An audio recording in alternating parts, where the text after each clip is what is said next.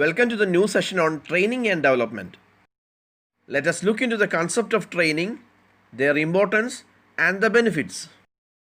Training is concerned with developing a particular skill to a desired standard by instruction and practice. It can be said as the process of learning the skills that you need to do a particular job or activity. That is, increasing the knowledge and skills for doing a particular job and for a definite purpose. It also bridges the gap between job requirements and the present competency of an employee. Training എന്ന് പറയുന്നത് പ്രബോധനത്തിലൂടെയും അതായത് instructions കൊടുത്ത് അല്ലെങ്കിൽ പരിശീലനത്തിലൂടെയും ഒരു പ്രത്യേക സ്കില്ലിനെ ആവശ്യമുള്ള നിലവാരത്തിലേക്ക് വളർത്തിയെടുക്കുന്നതാണ് training. ഒരു പ്രത്യേക ജോലിക്കായോ അല്ലെങ്കിൽ പ്രവർത്തനത്തിനായോ ഉള്ള സ്കിൽസിനെ പറ്റി പഠിക്കുന്നതാണ് ട്രെയിനിങ് എന്ന് പറയുന്നത്. ജോലിയുടെ ആവശ്യകതകളും ഒരു നിലവിലെ ജീവനക്കാരൻ്റെ കഴിവും തമ്മിലുള്ള കുറവിനെ ഇല്ലാതാക്കുക എന്നതാണ് ട്രെയിനിങ്ങിൻ്റെ ലക്ഷ്യം.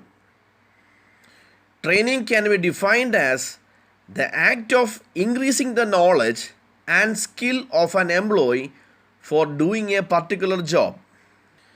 അതിനെ ഡിഫൈൻ ചെയ്തിരിക്കുന്നത് ഇങ്ങനെയാണ്: ഒരു പ്രത്യേക ജോലി ചെയ്യുന്നതിന് ഒരു ജീവനക്കാരൻ്റെ അറിവും സ്കില്ലും വർദ്ധിപ്പിക്കുന്നതിനുള്ള പ്രവർത്തനമാണ് ട്രെയിനിങ്. ചുരുക്കത്തിൽ നമുക്ക് പറയാം, ഒരാളുടെ കഴിവ്, കേപ്പബിലിറ്റി അല്ലെങ്കിൽ ശേഷി, ഉൽപാദനക്ഷമത, പെർഫോമൻസ് എന്നിവ മെച്ചപ്പെടുത്തുന്നതിനുള്ള പ്രത്യേക ലക്ഷ്യങ്ങളാണ് ട്രെയിനിങ്ങിനുള്ളത്. Let's look into the need and importance of training. The need and importance of training of employees arises due to the following factors. The first one is for higher productivity. Effective training can help increase in productivity of workers by imparting the required skills. The increased skills and efficiencies result in better quantity and quality of production. അതായത് ആവശ്യമായ കഴിവുകൾ നൽകി തൊഴിലാളികളുടെ productivity വർദ്ധിപ്പിക്കുവാൻ training സഹായിക്കുന്നു. അതുപോലെ തന്നെ സ്കിൽസും എഫിഷ്യൻസിയും വർദ്ധിപ്പിച്ചു കഴിഞ്ഞാൽ പ്രൊഡക്ഷൻ്റെ ക്വാണ്ടിറ്റിയും ക്വാളിറ്റിയും വർദ്ധിക്കുന്നു. The second one is low supervision. The degree of supervision for a trained worker will be less than that of the untrained worker. He may not depend on his supervisor every time and he may carry on his work by himself. പരിശീലനം ലഭിച്ച ഒരു തൊഴിലാളിയുടെ മേൽനോട്ടത്തിൻ്റെ അളവ് പരിശീലനം ലഭിക്കാത്ത തൊഴിലാളിയേക്കാൾ കുറവായിരിക്കും. ഓരോ തവണയും പരിശീലനം ലഭിച്ച തൊഴിലാളി അവൻ്റെ സൂപ്പർവൈസറിനെ ആശ്രയിക്കാറില്ല. മാത്രമല്ല, അവൻ തനിയെ ജോലി നിർവഹിക്കുകയും ചെയ്യും. The third is less wastage. Untrained workers may waste more materials, damage machines and equipments that may cause accidents than trained workers. The trained workers use the materials and equipments in a systematic way, causing less accidents. പരിശീലനം ലഭിക്കാത്ത തൊഴിലാളികൾ കൂടുതൽ വസ്തുക്കൾ നഷ്ടപ്പെടുത്തുകയും യന്ത്രങ്ങൾക്ക് കേടുപാടുകൾ വരുത്തുകയും ചെയ്യുന്നു. നേരെ മറിച്ച് പരിശീലനം ലഭിച്ച തൊഴിലാളികൾ വസ്തുക്കളും ഉപകരണങ്ങളും ചിട്ടയായ രീതിയിൽ, അതായത് സിസ്റ്റമാറ്റിക് വേയിലാണ് ഉപയോഗിക്കുന്നത്. Fourth one is better quality of work. The effective training can help in better quality of the products and services as the employees are taught the best methods of doing the specific work. Specific ആയ ജോലികൾ ചെയ്യുന്നതിനുള്ള മികച്ച രീതികൾ ജീവനക്കാരെ പഠിപ്പിക്കുന്നതിനാൽ effective training ഉൽപ്പന്നങ്ങളുടെയും സേവനങ്ങളുടെയും മികച്ച നിലവാരത്തിന് സഹായകമാകുന്നു. Next is easy adaptability. Technology is changing at a fast pace. The trained worker is more adaptable to the change than an untrained one. Technology അതിവേഗം മാറിക്കൊണ്ടിരിക്കുകയാണ്. പരിശീലനം ലഭിച്ച തൊഴിലാളികൾ മാറ്റത്തിന് അനുയോജ്യമാണ്. The next is reduction of labor turnover and absenteeism. The reduction of labor turnover and absenteeism is caused by job dissatisfaction. The training creates a feeling of confidence in the minds of the workers. It gives them a security at the workplace. As a result, the labor turnover and absenteeism rates are reduced. അതായത് labour turn ഓവറിൻ്റെയും ആബ്സെൻറ്റീസത്തിൻ്റെയും കാരണം ജോലിയോടുള്ള അസംതൃപ്തിയാണ്. എഫക്റ്റീവായിട്ടുള്ള training തൊഴിലാളികളുടെ മനസ്സിൽ ആത്മവിശ്വാസം ഉണ്ടാക്കുന്നു. അതുപോലെ തന്നെ അവർക്ക് ജോലി സ്ഥലത്ത് നല്ലൊരു സുരക്ഷയും നൽകുന്നു. തൽഫലമായി ലേബർ ടേൺ ഓവറിൻ്റെയും ആബ്സെൻറ്റീസത്തിൻ്റെയും നിരക്ക് കുറയ്ക്കുന്നു. The next is employee development. Training helps in the development of employees. It helps in increased job satisfaction, morale, motivation, and increased capacity to adopt new technologies and methods. അതായത് നല്ല training ജീവനക്കാരുടെ വികസനത്തിന് സഹായിക്കുന്നു. അതുപോലെ തന്നെ തൊഴിൽ സംതൃപ്തി, മനോവീര്യം, പ്രചോദനം, പുതിയ സാങ്കേതിക വിദ്യകളുടെയും രീതികളുടെയും സ്വീകരിക്കാനുള്ള ശേഷി വർദ്ധിപ്പിക്കുന്നതിന് ഇവ സഹായിക്കുന്നു.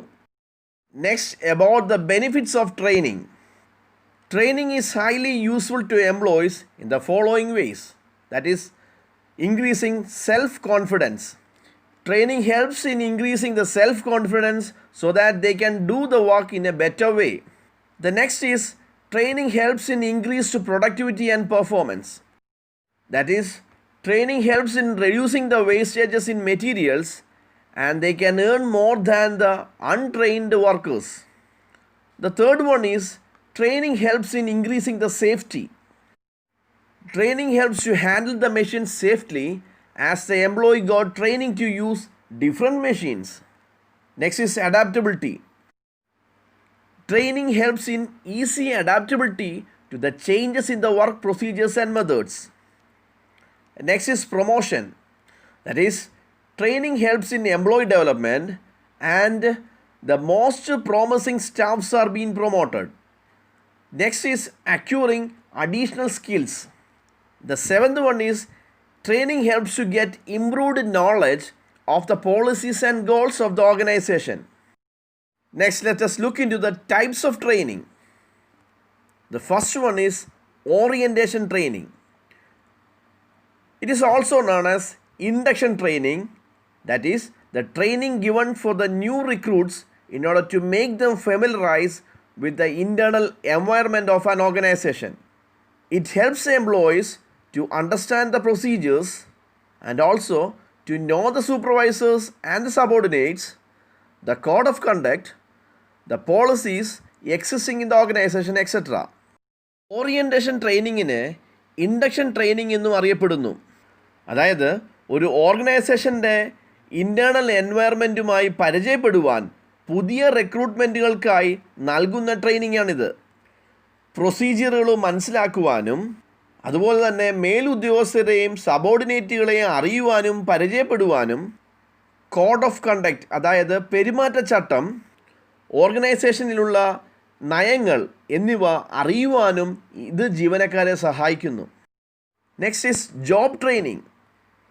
This type of training provides an overview about the job and the experienced trainers demonstrates the entire job. The main objective of this training is to increase the knowledge and skills of an employee.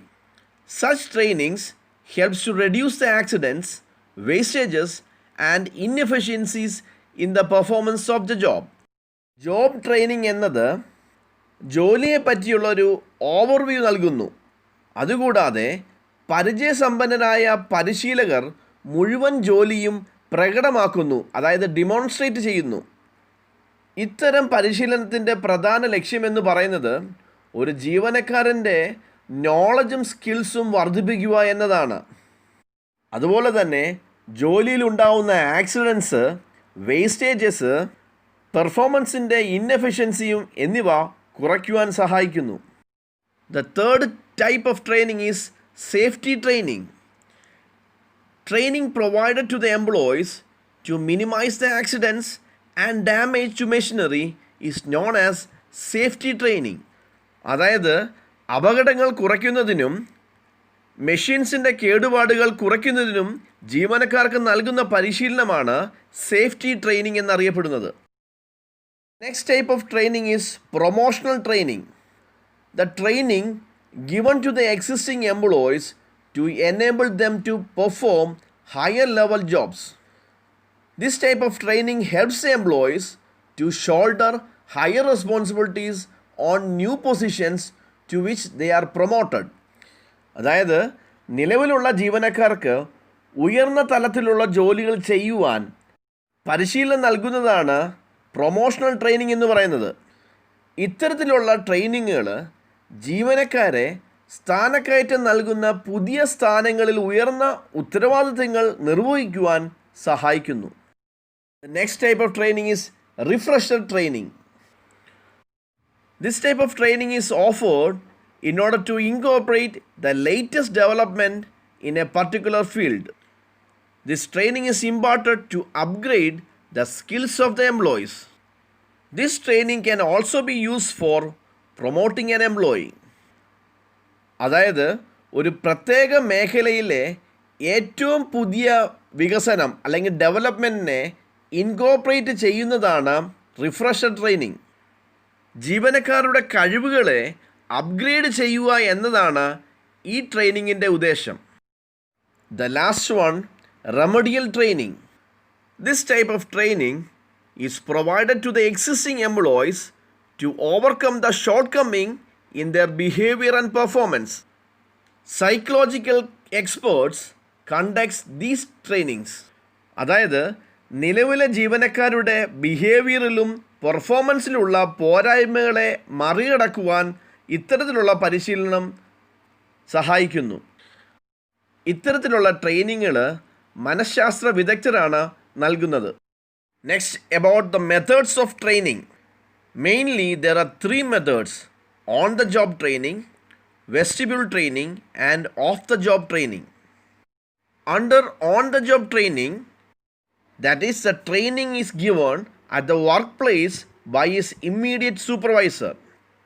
This is based on the principle of learning by doing.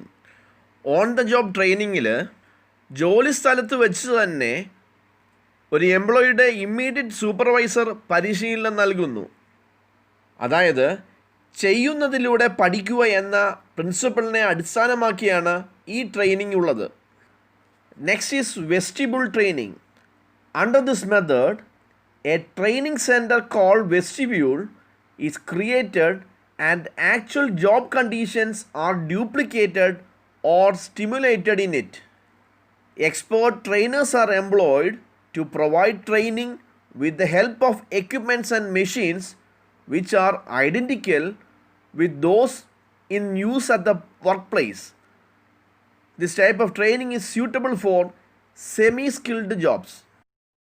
ഈ രീതിയിൽ vestibule എന്ന പരിശീലന കേന്ദ്രം സൃഷ്ടിക്കുകയും യഥാർത്ഥ തൊഴിൽ സാഹചര്യങ്ങൾ അതിൽ തനിപ്പകർപ്പാക്കുകയും ചെയ്യുന്നു.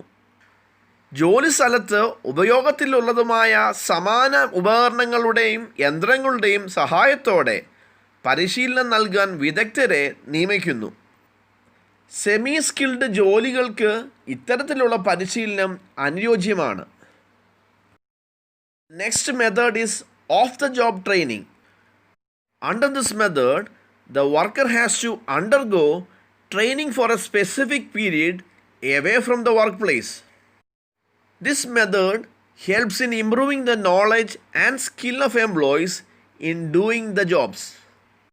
ഈ രീതിയിൽ തൊഴിലാളികൾക്ക് ഒരു നിർദ്ദിഷ്ട കാലയളവിലേക്ക് പരിശീലനം നൽകുന്നത് ജോലി സ്ഥലത്തു നിന്ന് അകലെയുള്ള സ്ഥലത്ത് വെച്ചാണ്. ജോലികൾ ചെയ്യുന്നതിൽ ജീവനക്കാരുടെ അറിവും സ്കില്ലും മെച്ചപ്പെടുത്തുക എന്നതാണ് ഈ തരത്തിലുള്ള ട്രെയിനിങ്ങിൻ്റെ ഉദ്ദേശം. Let us look into the meaning of placement. The selection ends with placement of a worker to the job. Placement is a process of assigning a specific job to each one of the selected candidates. That is, the assignment of a person to a suitable place in the organization. Proper placement will help to reduce employee turnover, accident, and absenteeism, and also improve the morale of the employee. It also reduces the misfit between the candidate and the job. ഒരു ജോലിക്കാരനെ ജോലിയിൽ പ്രവേശിപ്പിച്ചുകൊണ്ടാണ് selection അവസാനിക്കുന്നത്. തിരഞ്ഞെടുത്ത ഓരോ കാൻഡിഡേറ്റ്സിനും ഒരു നിർദ്ദിഷ്ട ജോലി നൽകുന്നതിനുള്ള പ്രക്രിയയാണ് പ്ലേസ്മെൻറ്റ്. അതായത് ഒരു ഓർഗനൈസേഷനിൽ അനുയോജ്യമായ ഒരു സ്ഥലത്തേക്ക് ഒരു വ്യക്തിയെ ചുമതലപ്പെടുത്തുന്നു എന്നാണ് ഇതിൻ്റെ അർത്ഥം. ശരിയായ placements labour turn ഓവറുകൾ, accidents, absenteeism എന്നിവ കുറയ്ക്കുന്നതിനും ജീവനക്കാരുടെ മനോവീര്യം മെച്ചപ്പെടുത്തുന്നതിനും സഹായിക്കുന്നു. അതുപോലെ ഇത് കാൻഡിഡേറ്റ്സും ജോലിയും തമ്മിലുള്ള പൊരുത്തക്കേട് കുറയ്ക്കുന്നു. The placement can be defined as assignment or reassignment of an employee to a new or different job. പ്ലേസ്മെൻറ്റിനെ ഡിഫൈൻ ചെയ്തിരിക്കുന്നത് ഒരു പുതിയത് അല്ലെങ്കിൽ വ്യത്യസ്തമായ ജോലിയിലേക്ക് ഒരു ജീവനക്കാരനെ നിയോഗിക്കുക അല്ലെങ്കിൽ പുനർനിയമിക്കുക, റീഅസൈൻ ചെയ്യുക എന്നതാണ്. Let us discuss the term development. The term development is associated with the overall growth of the executives. Development consists of all the means by which executives learn to improve the behavior and performance. Managerial development is any attempt to improve managerial performance by imparting knowledge, changing attitude, or increasing skills. Development എന്ന പദം എക്സിക്യൂട്ടീവുകളുടെ മൊത്തത്തിലുള്ള വളർച്ചയുമായി ബന്ധപ്പെട്ടിരിക്കുന്നു. പെരുമാറ്റവും അതായത് ബിഹേവിയറും പ്രകടനവും പെർഫോമൻസും മെച്ചപ്പെടുത്തുവാൻ എക്സിക്യൂട്ടീവുകൾ പഠിക്കുന്ന എല്ലാ മാർഗങ്ങളും ഡെവലപ്മെൻറ്റിൽ ഉൾക്കൊള്ളുന്നു. അറിവ് നൽകുക, മനോഭാവം ആറ്റിറ്റ്യൂഡ് മാറ്റുക അല്ലെങ്കിൽ കഴിവുകൾ വർദ്ധിപ്പിക്കുക എന്നിവയിലൂടെ മാനേജീരിയൽ പെർഫോമൻസ് മെച്ചപ്പെടുത്തുന്നതിനുള്ള ശ്രമമാണ് മാനേജ്മെൻറ്റ് ഡെവലപ്മെൻറ്റ് എന്ന് പറയുന്നത്. Management development is defined as the process in which managers learn better skills four accomplishing there job and managerial skills.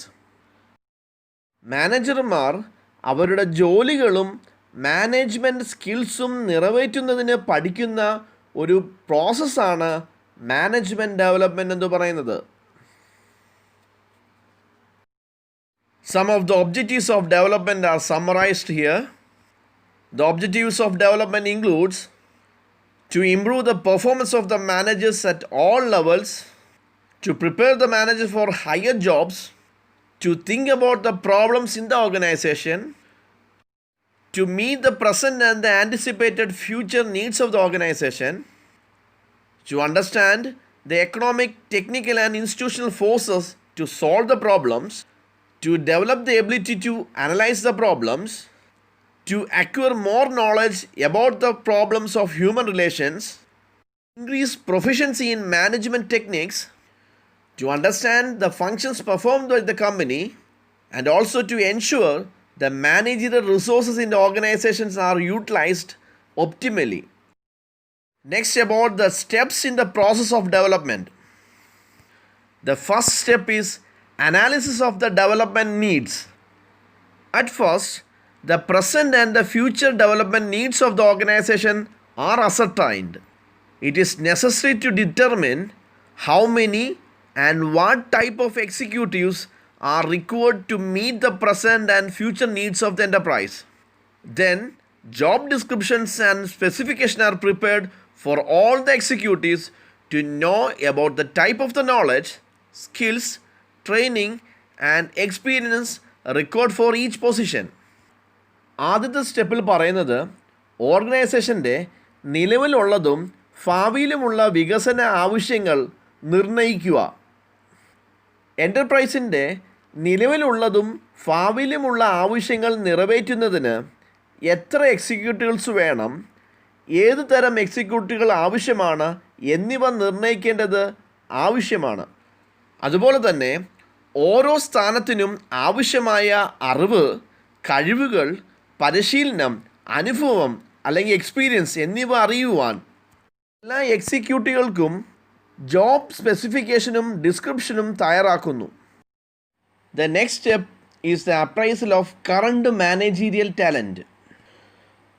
A quantitative assessment of the existing executives is made to determine the type of the executive talents available in the organization.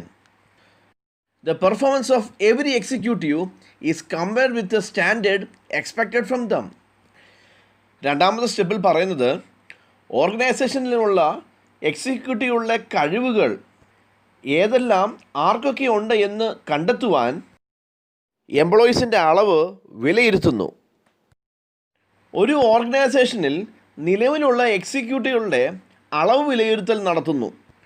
അതുവഴി organisation ലഭ്യമായ എക്സിക്യൂട്ടീവുകളുടെ ടാലൻസിനെ നിർണ്ണയിക്കുന്നു. അതുകൂടാതെ ഓരോ എക്സിക്യൂട്ടീവിൻ്റെയും performance അവരിൽ നിന്ന് പ്രതീക്ഷിക്കുന്ന നിലവാരവുമായി താരതമ്യപ്പെടുത്തുന്നു. ചുരുക്കത്തിൽ ഒരു ഓർഗനൈസേഷനുള്ള എംപ്ലോയീസിനെ തരംതിരിച്ച് അവരുടെ ടാലൻസ് എത്രയെന്ന് അളക്കുന്നു. ഓരോ എക്സിക്യൂട്ടീവ്സിൻ്റെയും പെർഫോമൻസ് അവരിൽ നിന്ന് പ്രതീക്ഷിക്കുന്ന നിലവാരവുമായി കമ്പയർ ചെയ്ത് നോക്കുന്നു.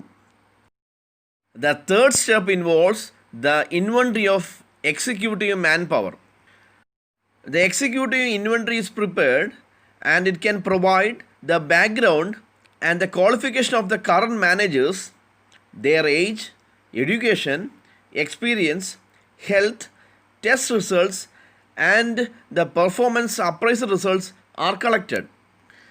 The analysis of this will show the strength and the deficiencies of executives in certain function related to future needs of the organization. മൂന്നാമത്തെ സ്റ്റേജിൽ എക്സിക്യൂട്ടീവ്സിൻ്റെ ഇൻവെൻട്രി തയ്യാറാക്കുന്നു. അതായത് എക്സിക്യൂട്ടീവ്സിൻ്റെ ലിസ്റ്റ് തയ്യാറാക്കുന്നു എന്നർത്ഥം. അങ്ങനെ തയ്യാറാക്കുമ്പോൾ അവരുടെ എല്ലാ ബാക്ക്ഗ്രൗണ്ട് ഇൻഫോർമേഷൻസും മനസ്സിലാക്കാൻ സാധിക്കുന്നു.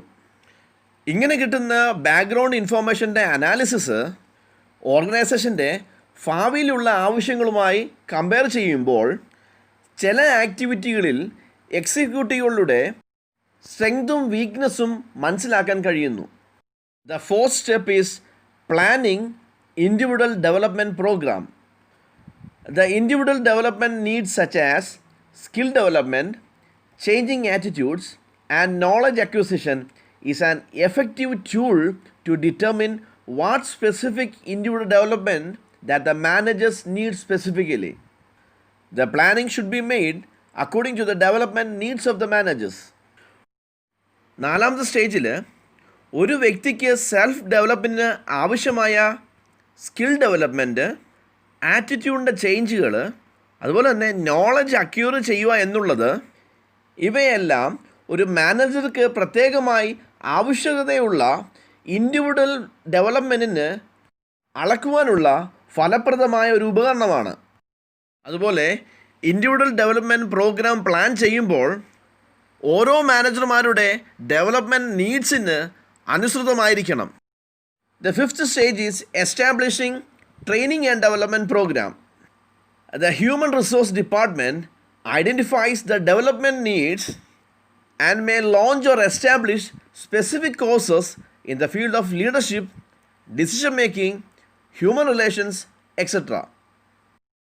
അഞ്ചാമത്തെ സ്റ്റേജിൽ ഹ്യൂമൻ റിസോഴ്സ് ഡിപ്പാർട്ട്മെൻറ്റ് ഡെവലപ്മെൻറ്റിൻ്റെ ആവശ്യകതകൾ മനസ്സിലാക്കുകയും ലീഡർഷിപ്പ്, ഡിസിഷൻ മേക്കിംഗ്, അതുപോലെ തന്നെ ഹ്യൂമൻ റിലേഷൻസ് എന്നീ മേഖലകളിൽ പ്രത്യേക കോഴ്സുകൾ ആരംഭിക്കുകയും ചെയ്യുന്നു. The last step is evaluating development programs. The final step in the process is to evaluate the management development efforts. Once managers have engaged in the development activities, it is necessary to assess changes in behavior and managerial performance. The program evaluation will reveal the relevance of the developmental programs. അതായത് ഈ പ്രോസസ്സിൻ്റെ final stage എന്ന് പറയുന്നത് management വികസന ശ്രമങ്ങൾ വിലയിരുത്തുക എന്നതാണ്. ഓരോ മാനേജർമാർ വികസന പ്രവർത്തനങ്ങളിൽ ഏർപ്പെട്ട് കഴിഞ്ഞാൽ മാനേജർമാരുടെ പെരുമാറ്റത്തിലും അതുപോലെ തന്നെ മാനേജർമാരുടെ പെർഫോമൻസിലും വന്ന മാറ്റങ്ങൾ വിലയിരുത്തേണ്ടത് ആവശ്യമാണ്. അതുകൂടാതെ ഡെവലപ്മെൻ്റൽ പ്രോഗ്രാംസിൻ്റെ വിലയിരുത്തലുകൾ ഓരോ ഡെവലപ്മെൻറ്റ് പ്രോഗ്രാംസിൻ്റെ പ്രസക്തി വെളിപ്പെടുത്തുന്നു. അതായത് പ്രോഗ്രാംസ് വിലയിരുത്തൽ ചെയ്തു കഴിഞ്ഞാൽ ഓരോ ഡെവലപ്മെൻറ്റ് പ്രോഗ്രാംസും എത്രമാത്രം പ്രസക്തി ഉണ്ടെന്ന് മനസ്സിലാക്കാം.